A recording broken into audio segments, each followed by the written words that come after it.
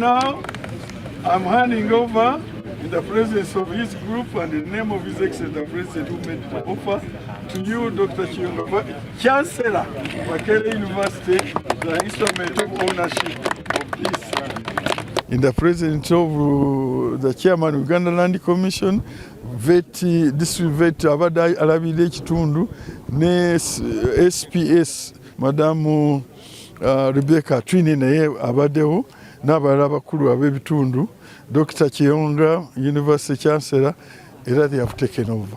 Era Dr. Kiyonga abadde azerega boots nga ready to work, naye agambye nti weekend ejja mwezi gwa tunaba kudda ajja kuba already here. Tusabye post, police post ebeerewo wano to give security, abanajja to open boundaries babeerewo wano nga balina security emala. Wetunasanga waliwo abatuuze abali muno munda mu square mile, tujja kukola nabo bulungi mu ngeri y'okuvaayo nga basasuddwa ng'etteeka bwe liragira. Eno project ya veterinary bw'ejja wano, ekifo kino kigenda kukola ki? Kukulaakulana.